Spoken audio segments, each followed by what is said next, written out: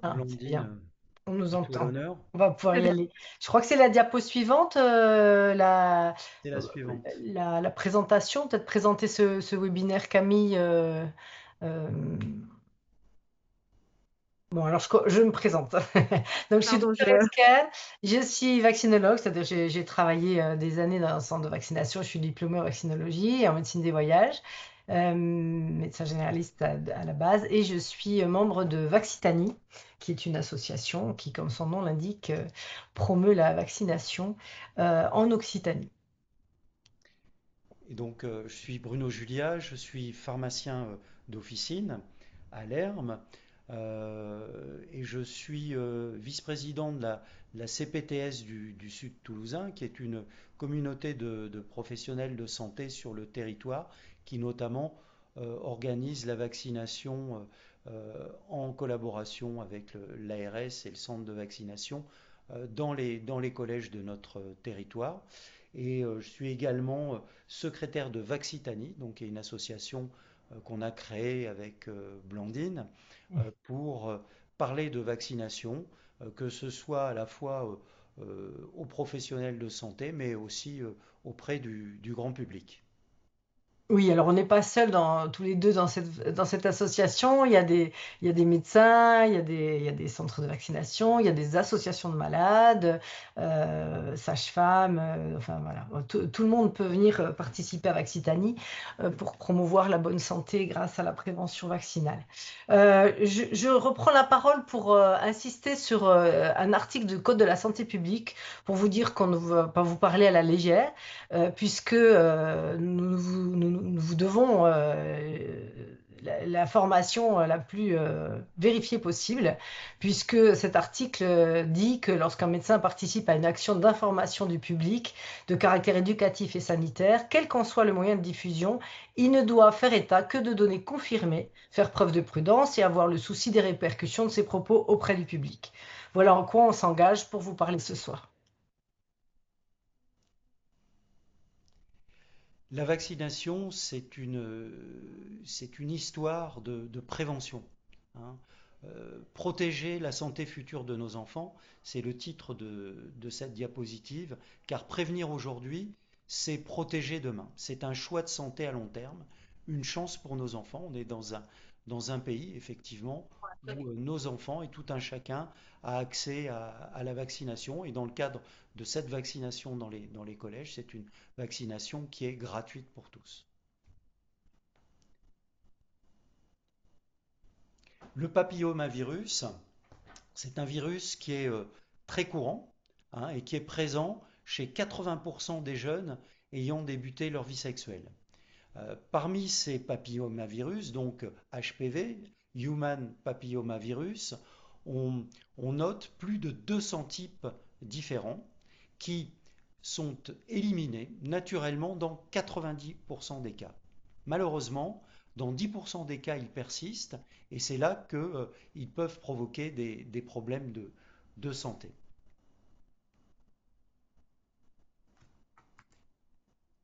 Donc, ce virus qui est très courant persiste dans 10% des cas. Alors, qu'est-ce qui se passe dans ces cas-là? Ce virus peut être responsable de verrues extrêmement contagieuses, qu'on appelle des condylomes, les crêtes de coq pour certains.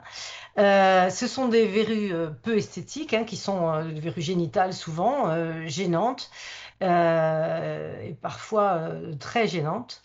Ce virus est également responsable d'une maladie un peu moins connue, mais qui est assez fréquente, la papillomatose respiratoire récurrente, qui est une infection du larynx, c'est-à-dire que c'est comme une grosse verrue au niveau du larynx, qui se multiplie.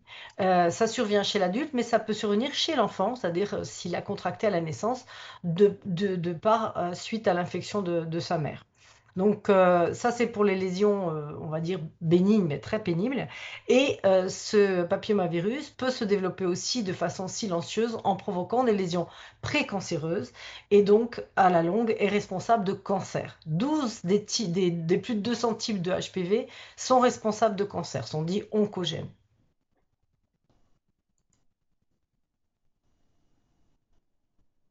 Donc, si on se focalise sur les cancers liés au HPV, de quel type s'agit-il? Le col de l'utérus, on le connaît bien, mais il y a d'autres cancers liés au HPV qui touchent hommes et femmes ou homme ou femme. Donc, les cancers du col de l'utérus sont... le HPV est responsable de 100% quasiment des cancers du col de l'utérus, mais il est responsable également de 70% de cancers du vagin, de presque 25% des cancers de la vulve, de presque 50% des cancers du pénis, de près de 90% des cancers de l'anus. Et puis, il est responsable aussi de cancer de l'oropharynx, bouche et gorge, 27 à 50% en fonction des études. Ce cancer de l'oropharynx est en augmentation, surtout chez l'homme, on l'a remarqué. Et ce sont des cancers très fréquents. On voit sur le schéma, la partie droite, que ces cancers touchent hommes et femmes, en sachant que c'est le cancer du col qui est peut-être le plus fréquent, mais les lésions précancéreuses et les autres cancers ne sont pas négligeables du tout. En ce qui concerne le cancer de l'oropharynx, cancer de la gorge, il y a un cas bien connu parce qu'il y avait un acteur américain qui a pris la parole et osé annoncer que son cancer de la gorge était dû effectivement à une exposition au papillomavirus. Vous avez peut-être entendu parler, il s'agissait de l'acteur Michael Douglas. Voilà. Quant au nombre de femmes qui ont eu des cancers du col, bon, alors, elles vont pas le dire, mais elles sont très très nombreuses, sûrement parmi les personnes qu'on connaît. Autour de vous, il y a forcément quelqu'un qui a eu un cancer du col de l'utérus. Diapo suivante. Alors c'est un virus, c'est la diapo précédente, on en a sauté une. Oui, il me C'est semble. un, c'est un virus en fait qui est très égalitaire, contrairement à ce que on peut penser. C'est filles et garçons qui sont concernés. L'exposition concerne les deux sexes de façon, je dirais, équivalente. Et cette contagion, c'est là où effectivement ce virus est assez particulier, peut se diffuser. La contagion est possible dès les premiers attouchements. Un contact manuel peut suffire. Et un point très important, compte tenu de ce mode de contagion par attouchement, le préservatif n'est pas suffisant pour la prévention. Ça, c'est le point important et c'est pour ça qu'on vaccine et qu'on vaccine les adolescents relativement jeunes pour les protéger le plus tôt possible. Et ce vaccin va apporter une protection qui sera à la fois individuelle, bien entendu, on les protège eux-mêmes, mais également collective. Diapo suivante. Au point qu'on dit que c'est une infection sexuellement transmissible, mais c'est plutôt un marqueur des premières relations sexuelles. C'est pas forcément, on le voit puisque le préservatif n'est pas suffisant, c'est pas uniquement une infection sexuellement transmissible. Alors, pourquoi est-ce qu'on vaccine si tôt, dès 11 ans? Parce que effectivement, c'est à ce moment-là, à cet âge-là, qu'on aura l'efficacité maximale. Avant le premier contact avec HPV, on a pratiquement 100% d'efficacité. Comme on l'a vu, c'est un virus qui est extrêmement contagieux. Comme on l'a vu en introduction également, prévenir, c'est anticiper. Il faut savoir que dès 11 ans, c'est un moment où les adolescents ont un système immunitaire qui est extrêmement efficace. Et donc, c'est une période qui est très propice à la vaccination parce que là, on sait qu'on aura un effet maximal de cette vaccination. D'ailleurs, si on vaccine après 15 ans, on est sur un schéma de vaccination à 3 doses. On y reviendra un peu plus tard, alors qu'avant 15 ans, on est sur un schéma de vaccination à 2 doses. Diapo suivante.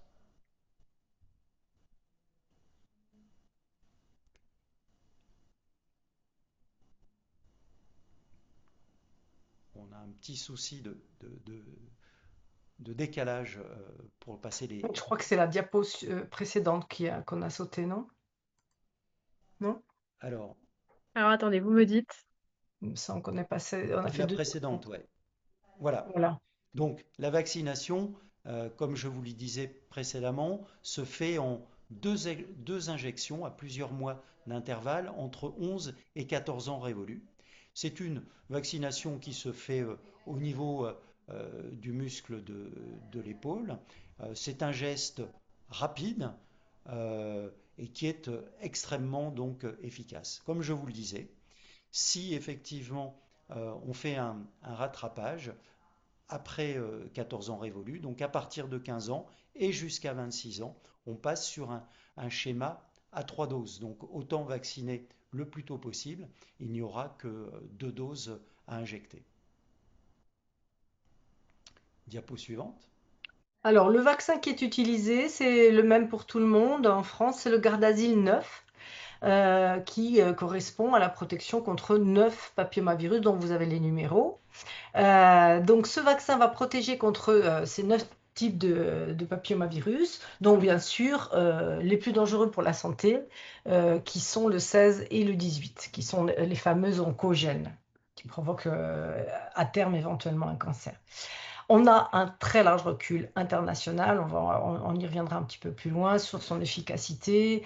Plus on a de recul, plus on a de temps entre le début des vaccinations et aujourd'hui, plus on voit l'efficacité, évidemment, puisqu'un cancer du col de l'utérus, par exemple, ça va mettre entre 5 et 20 ans à se mettre en place. Donc on ne peut pas prouver l'efficacité contre le cancer si on n'a pas assez de recul. Donc, cette efficacité est déjà de plus en plus prouvée en prévention des cancers, mais aussi en prévention des verrues génitales et de la fameuse papillomatose récidivante. Les papillomavirus en cause étant le 6 et le 11. Ce vaccin est efficace et il est efficace à long terme. Là aussi, on a de plus en plus d'études avec le recul qui montrent que on a une efficacité sur le long terme. Les dernières études, on va jusqu'à 18-20 ans avec beaucoup d'anticorps encore. Et d'ailleurs, il n'est prévu aucun rappel pour ce vaccin à ce jour.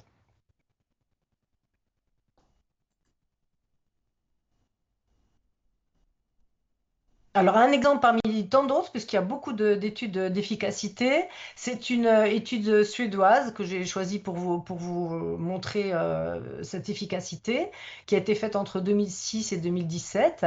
L'efficacité, là, c'était uniquement l'étude sur les cancers du col. Donc, on a pris un bon nombre de femmes, 518 319 femmes vaccinées euh, qu'on a comparé à un nombre à peu près équivalent de femmes non vaccinées. Qu'est-ce qu'on a trouvé? On a trouvé 9,4% de cancer du col chez les femmes non vaccinées. Chez les femmes vaccinées après 17 ans, après l'âge de 17 ans, on a trouvé moins, donc 5,4% de cancer. Mais chez les femmes vaccinées avant l'âge de 17 ans, on a trouvé uniquement 0,4% de cancer. C'est assez parlant. Mais il y a beaucoup d'autres études qui montrent ses efficacités. Alors, ce Gardasil, qu'est-ce que c'est? C'est un vaccin qu'on dit recombinant. Donc, c'est pas un des vaccins très anciens comme les vaccins vivants. C'est pas le vaccin très moderne qui sont les vaccins ARN. C'est un vaccin relativement moderne. Ça fait quand même pas mal d'années qu'il existe et qu'ils existent ces vaccins-là.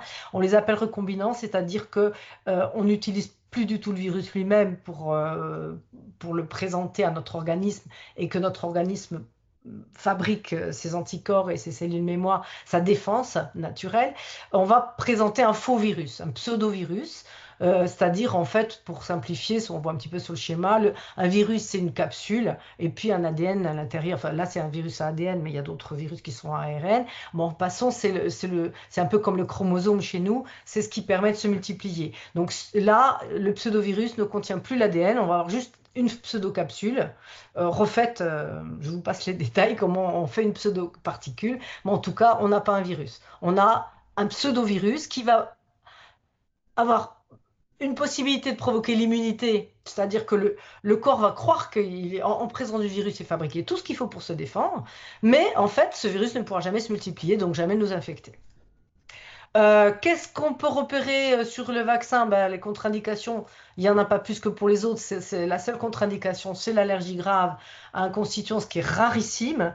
Je tiens à préciser que la fièvre, un rhume ou la prise d'antibiotiques ne sont pas des contre-indications, comme pour la plupart des vaccins, sauf les vaccins vivants pour la fièvre, hein, mais sinon ce ne sont pas des contre-indications. Si votre enfant est un petit peu patraque et qu'il est prêt à faire la vaccination, on peut lui faire, il n'y a pas de problème. Les antibiotiques ne changent rien. Ce vaccin est stable, donc c'est pratique pour nous d'aller dans les collèges et de vacciner avec des petites glacières et on n'a pas de problème avec le transport.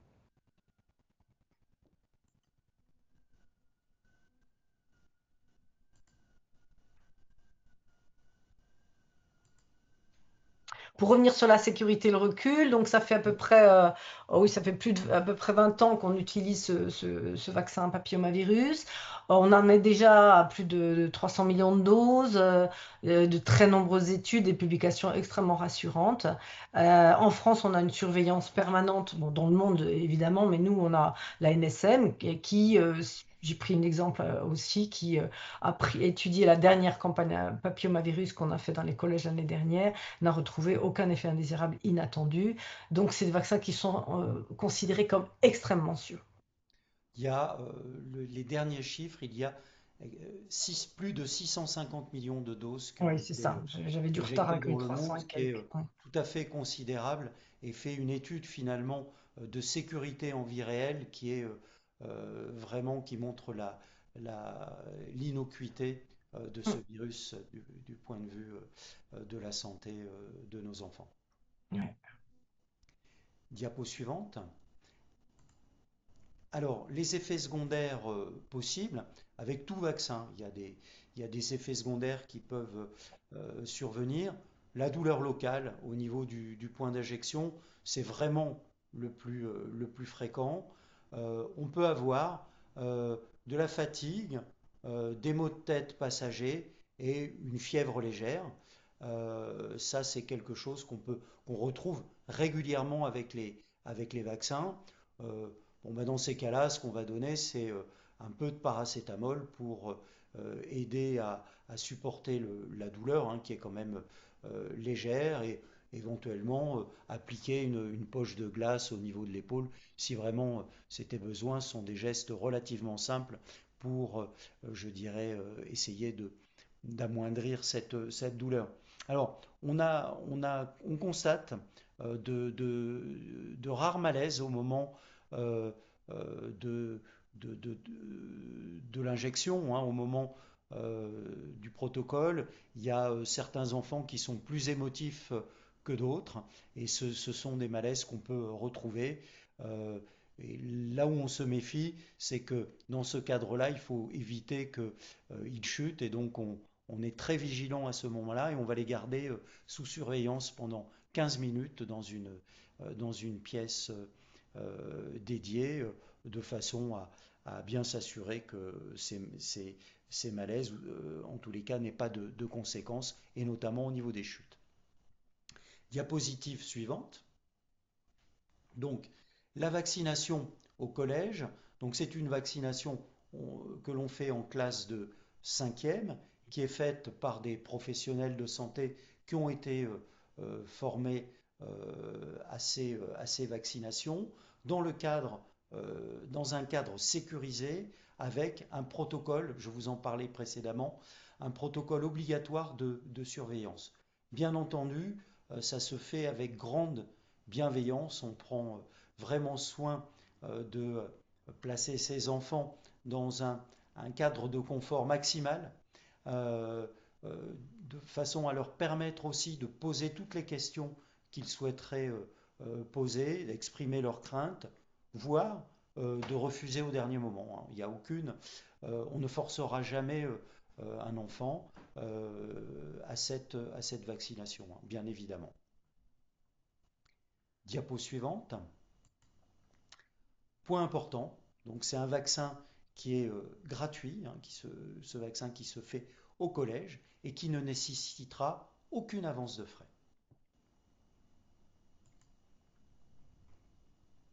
Alors, cette vaccination, ben, c'est un choix libre, bien sûr. On n'oblige pas les parents à inscrire leur enfant, c'est simplement pour un avantage de pouvoir le faire au collège puisqu'on n'a pas d'avance de frais et que tout est simple. On espère que le choix, justement, est éclairé avec un accord parental écrit. Alors, certains enfants, là, on a commencé les séances de vaccination, nous disent, oh, bon, je sais pas ce que je viens faire, confiance totale. Bon, on leur redit quand même ce qu'ils font. C'est bien sûr l'enfant. S'il peut avoir un choix éclairé aussi, c'est bien. Et puis la possibilité de bénéficier du vaccin contre le méningocoque quadrivalent, parce que, comme on le voit à droite avec Théo Curin, bien sûr qu'on peut être un champion de natation avec un antécédent de méningite en étant un ancien, euh, on dit un rescapé parce que la méningite peut tuer, un rescapé de l'infection méningocoque, mais il vaut mieux quand même pas l'attraper. Donc depuis l'année dernière, depuis cette année, on propose en plus du vaccin papillomavirus la vaccination pneumocoque quadrivalente qui n'était pas recommandée jusqu'à il y a quelques temps. Et donc on Mais, rattrape. méningocoque, Blandine. Et qu'est-ce que j'ai dit? Pneumocoque. Pneumocoque, pardon, méningocoque. On peut ainsi. Donc, votre consentement éclairé. Les collèges donnent des informations préalables, on explique comment ça se passe. Donc, on vous a dit que c'est une vaccination comme les autres, donc on l'a fait au niveau du bras, tout simplement, avec des aiguilles simples, le plus adaptées au bras de l'enfant, donc petite en général. Et on espère que ce webinaire, si vous aviez besoin d'être rassuré, vous participera à ce consentement éclairé.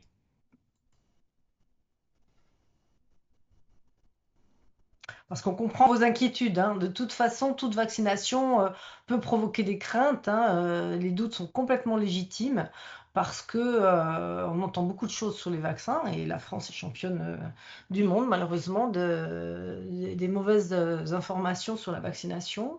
Bon, après, on peut s'inquiéter parce qu'on a un enfant qui est en forme, on n'a pas forcément envie de provoquer quelque chose chez lui.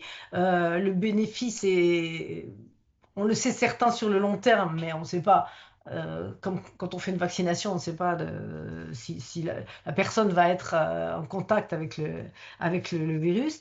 Et par contre, il peut y avoir des effets assez rapides qui vont se voir. Donc, bon, on n'a pas forcément envie, on est inquiet sur la sécurité du vaccin. Ils sont accusés de beaucoup de choses. On va y revenir un peu plus loin. On pourra en revenir en détail dans les questions si vous le souhaitez. Donc, la peur de certaines maladies, la peur des adjuvants. L'adjuvant, juste pour vous rappeler, il s'agit de produits qui permettent justement une meilleure efficacité, une efficacité du vaccin plus, plus tôt, plus longtemps et de façon plus efficace en mettant moins de produits, donc avec moins d'effets indésirables. Et pour le Gardasil, l'adjuvant est le sulfate d'hydroxyphosphate d'aluminium amorphe en quantité infime. On reviendra sur l'aluminium si vous le souhaitez plus loin.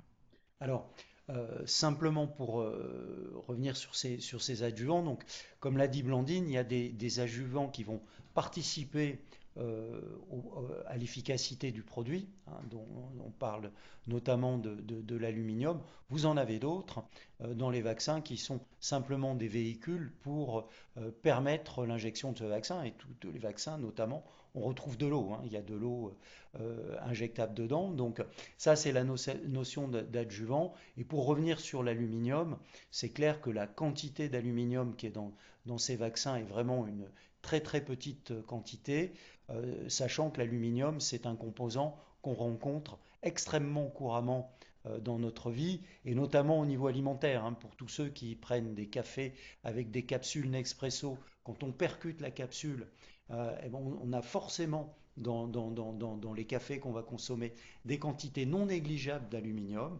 L'aluminium qui est utilisé aussi pour protéger les aliments.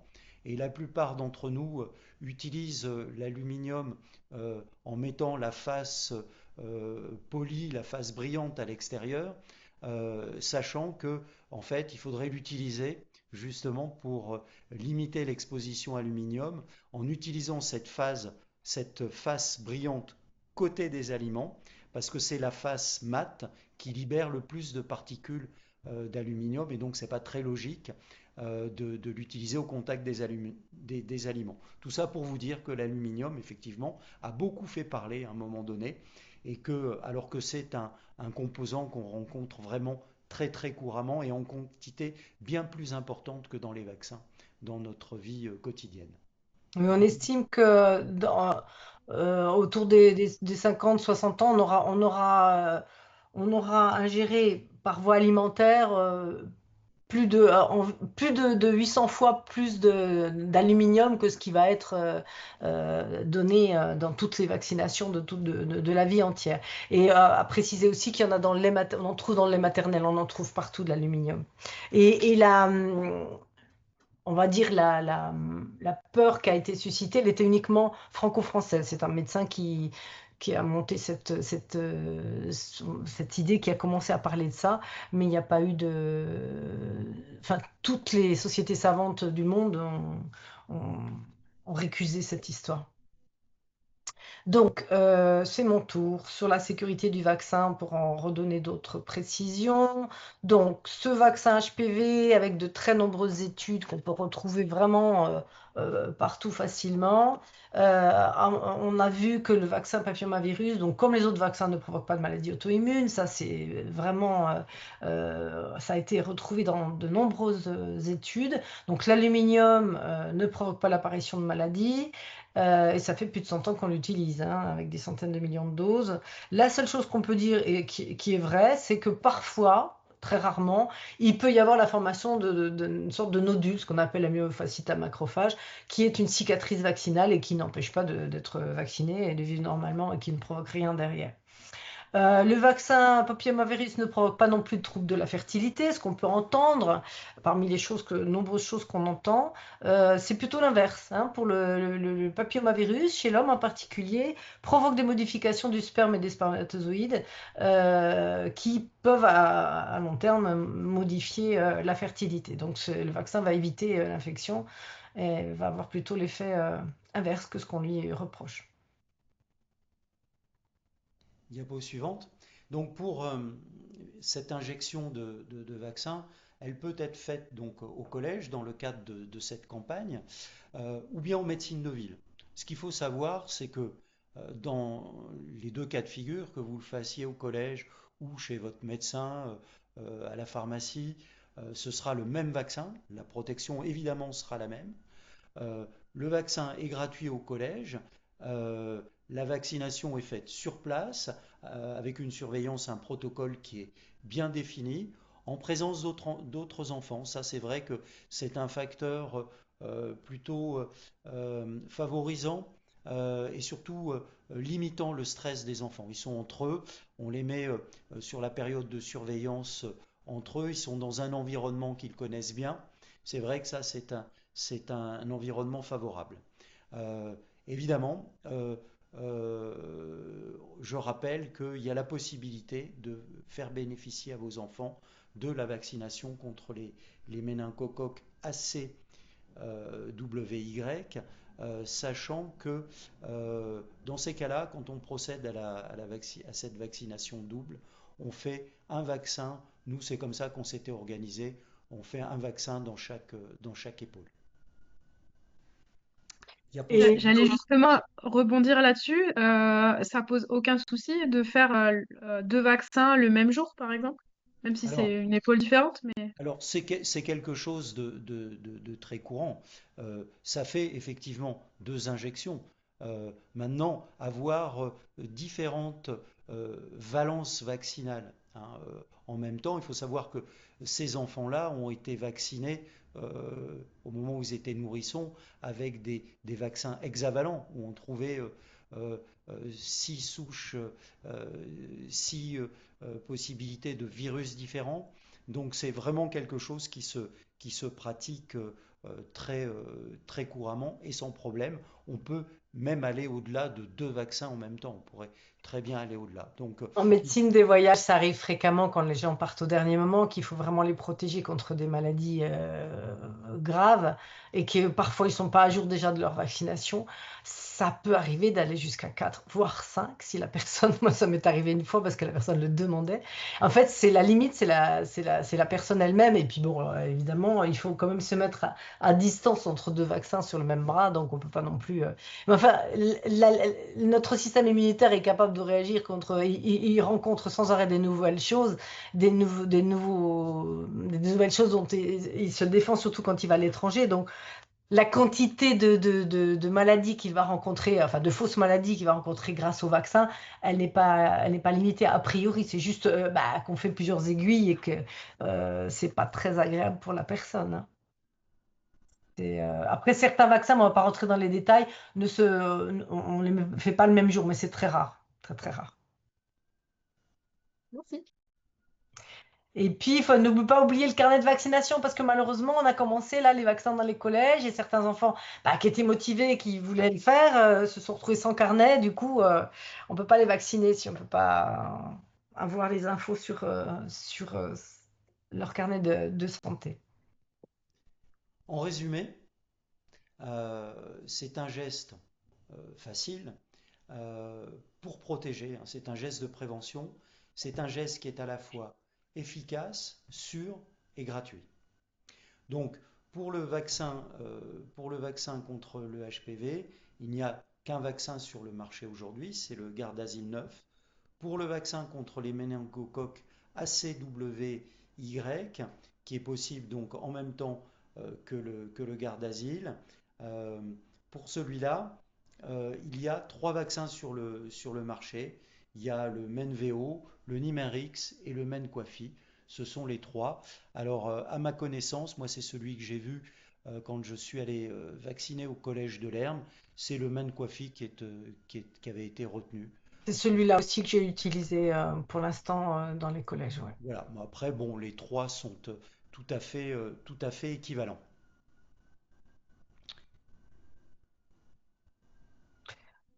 Alors, si vous souhaitez aller plus loin, vous avez quelques ressources documentaires. Euh, vous avez l'Institut national du cancer, où là vous pourrez retrouver euh, tout un tas d'informations notamment sur les cancers induits par le papillomavirus. Vous avez des sites, si vous souhaitez vous renseigner sur les vaccins eux-mêmes, et pas que les vaccins dont on vient vous parler d'ailleurs, vous aurez des infos sur tous les vaccins.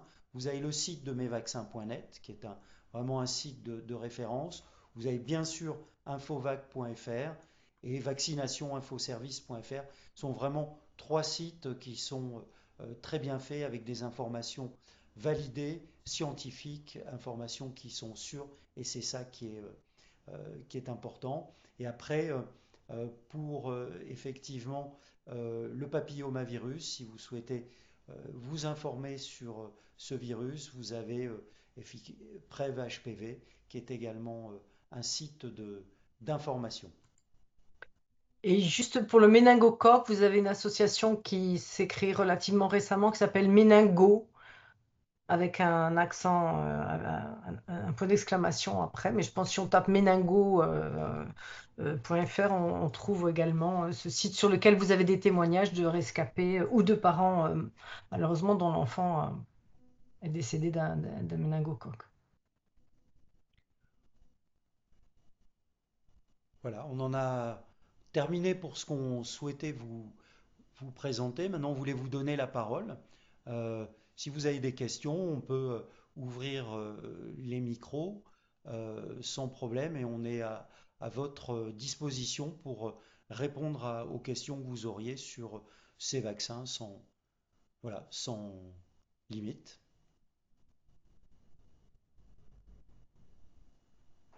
Ou préciser des choses qu'on a dites, ou... Voilà.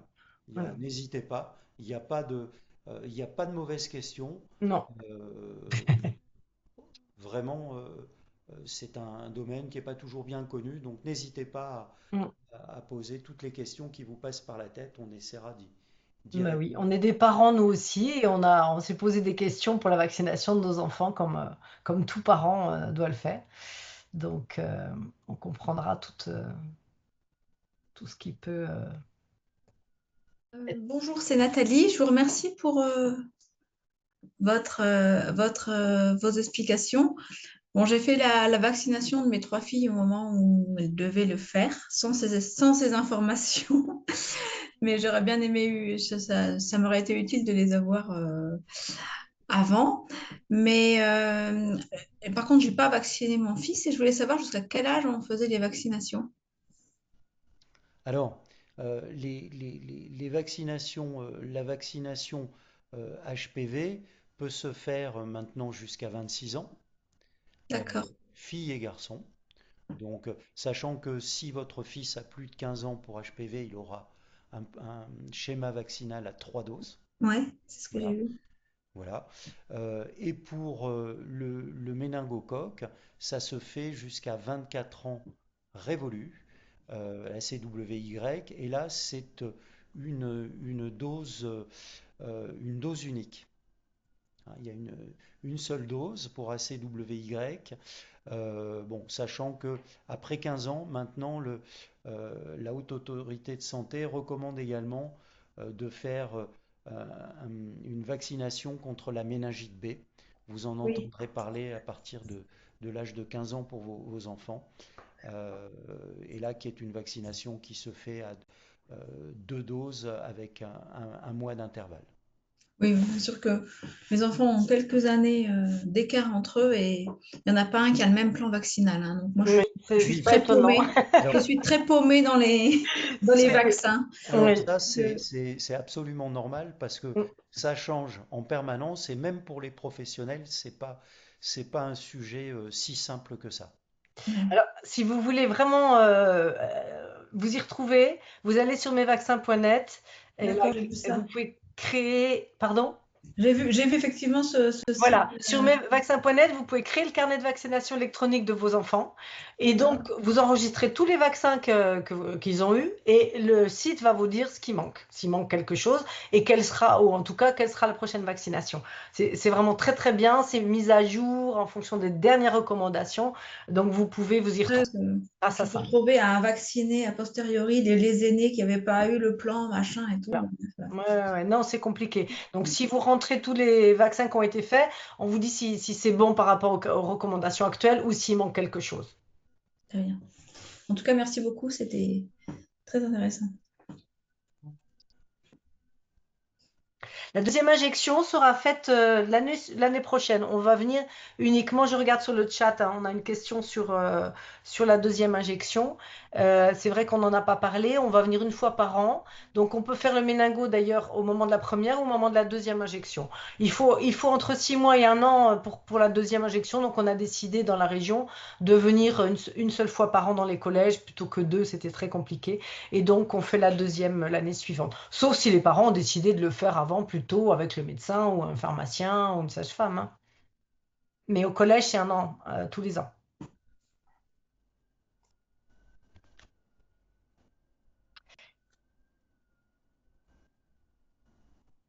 Et c'est vrai que bah, avoir la chance d'être vacciné pour nos enfants, franchement, c'est quelque chose parce que le nombre de maladies qu'on va éviter, c'est énorme. Et de peur, parce que quand une femme fait son frottis et qu'on lui dit qu'elle a un papillomavirus, bah, c'est pas très rassurant. Même La, si on la- sait la que. vaccination est vraiment un domaine qui a fait progresser hein, au cours des âges la santé humaine et l'espérance de vie. Aujourd'hui, en recherche, les chercheurs travaillent sur des vaccins contre le cancer, hein. Il y a des espoirs de traitement comme ça. C'est vraiment quelque chose qui a permis la lutte contre les infections en général et quelque chose qui a permis le développement extraordinaire de l'espérance de vie hein, humaine. Il ne faut pas oublier qu'il y a encore quelques siècles, l'espérance de vie dépassait difficilement une trentaine d'années, que maintenant on est à plus de 80 ans. Alors maintenant, l'évolution qu'on attend vraiment, c'est de pouvoir le faire sans piqûre. Et de plus en plus, il y a des vaccins, par exemple le vaccin nasal pour la grippe. On étudie des vaccins par voie nasale pour toutes les maladies respiratoires. On pourrait faire grippe, Covid, VRS, pneumocoque, voilà. Et puis peut-être pour le digestif, on prendrait une gélule et on pourrait protéger des virus ou des maladies qui arrivent par voie digestive. Enfin, il y a des progrès qui sont bon, on suit les études cliniques qui bien sûr mettent des années avant d'arriver, hein, mais on sent que il y a du travail là-dessus parce que comme on fait de plus en plus de vaccins et c'est très bien, bon, on fait de plus en plus de piqûres et là c'est moins bien. Les gens se lassent et n'ont pas trop envie, surtout pour les petits. Donc la prochaine étape, on espère que ce sera de pouvoir être vacciné sans ou en percutané ou en tout cas sans piquer parce qu'on en a assez d'être traité de piqueur. Nous, on sauve des vies et oui, on pique, mais c'est pour la bonne cause. Euh, je reviendrai sur une des questions là, concernant le vaccin HPV.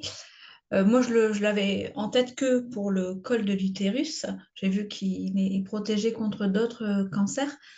Euh, Ceci dit, est-ce que un garçon vacciné sur l'HPV empêche le fait de contaminer une fille?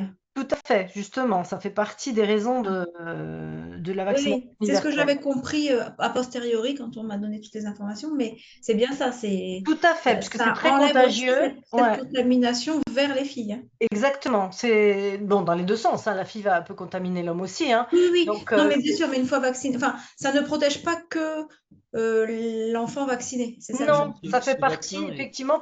En fait, toutes les maladies contagieuses entre nous, entre humains, bah, quand on se vaccine, on vaccine pour les autres, comme pour la rougeole, comme pour la grippe.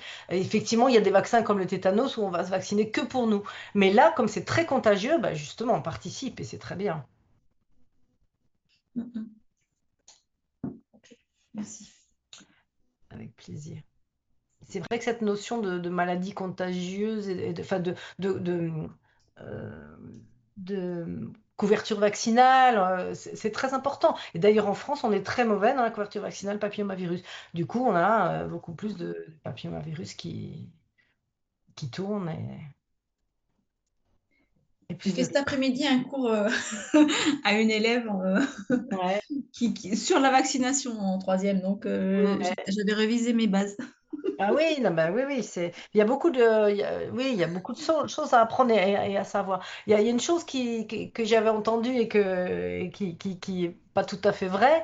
On a tendance à dire que euh, le virus passe à travers le préservatif. Non, le virus, on l'a vu, et il passe malgré le préservatif. C'est-à-dire, il va passer Oui, par ailleurs, mais il va pas passer à travers. Il vaut mieux se ouais, méfier parce que sinon, oh, ben, c'est pas la peine de le mettre. Non, non, c'est juste qu'en fait, il y a d'autres voies d'accès et du bien coup. sûr. On dit que le préservatif ne suffit pas. On dit qu'en gros, on pense que ça protège uniquement à 50% contre le papillomavirus. Mhm. Très bien. Merci beaucoup. Avec plaisir. Avec plaisir. Bon, bah, si on n'a plus Yes. de questions, ben, on va vous remercier pour votre participation. Euh, Si jamais vous avez d'autres questions après ce webinaire, bon, vous pouvez toujours nous les faire parvenir ou en parler avec votre professionnel de santé habituel, médecin, pharmacien, qui sera à même de vous renseigner.